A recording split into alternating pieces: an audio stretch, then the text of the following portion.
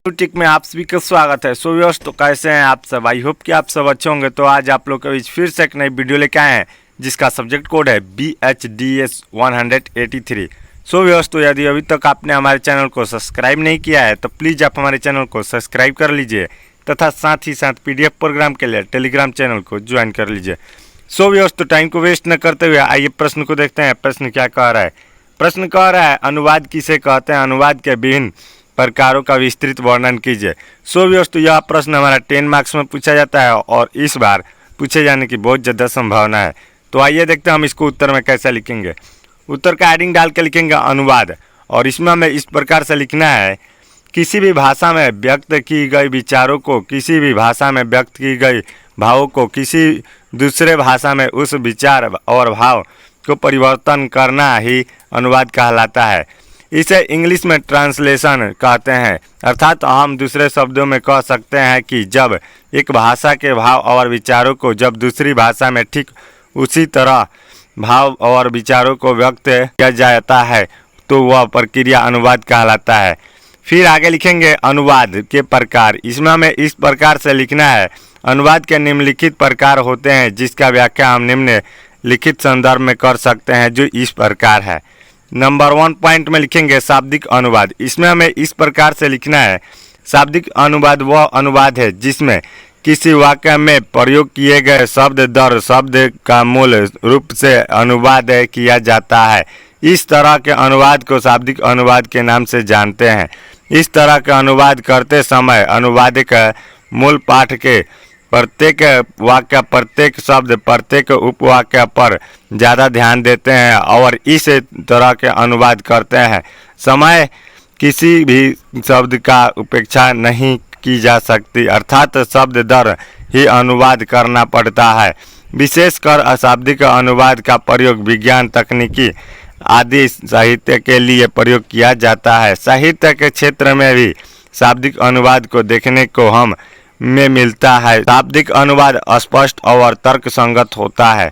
फिर आगे लिखेंगे नंबर 2 पॉइंट में भावा अनुवाद। इसमें हमें इस प्रकार से लिखना है, जैसा कि शीर्षक से ही यह पूरी तरह से स्पष्ट होता है कि भावा अनुवाद का इकाई भाव है। इस तरह का अनुवाद करते समय अनुवादक भावों को केंद्र में रखकर इस तरह का अनुवाद करते हैं। भाव का यह आधार अनुच्छेद, पदबद्ध वाक्य या पूरा पाठ भी हो सकता है।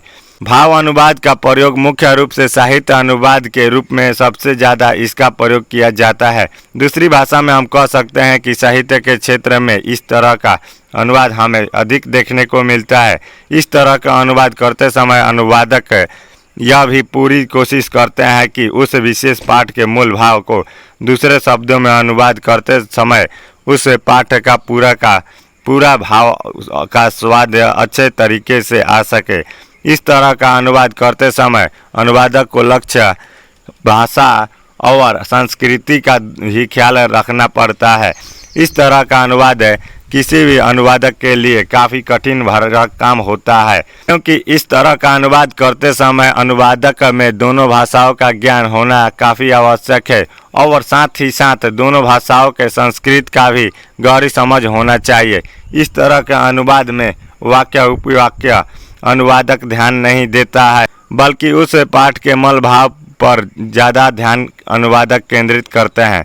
फिर आगे लिखेंगे नंबर 3 पॉइंट में छाया अनुवाद। इसमें हमें इस प्रकार से लिखना है, इस तरह के अनुवाद में जब अनुवादक किसी भी विषय के मूल पाठ को अच्छे तरीके से अध्ययन करता है और उस मूल पाठ के भाव को समझता है और अच्छी तरह से समझने के बाद जब अनुवादक उस मूल पाठ के छाया के आधार पर जब एक नया रचना का सृजन करता है तो ऐसे अनुवाद को हम छाया अनुवाद कहते हैं, क्योंकि इसमें अनुवादक कुछ विशेष मूल पाठ के अध्ययन करने के बाद उस मूल पाठ के विषय के आधार पर अर्थात छाया के आधार पर जब एक नई प्रकार की रचना का सृजन करता है तो ऐसे अनुवाद को हम छाया अनुवाद के नाम से जानते हैं। तो व्यूअर्स, तो इस प्रकार से हम इस प्रश्न को हल करेंगे। और यदि अभी तक आपने हमारे चैनल को सब्सक्राइब नहीं किया है तो प्लीज़ आप हमारे चैनल को सब्सक्राइब कर लीजिए तथा साथ ही साथ PDF प्रोग्राम के लिए टेलीग्राम चैनल को ज्वाइन कर लीजिए।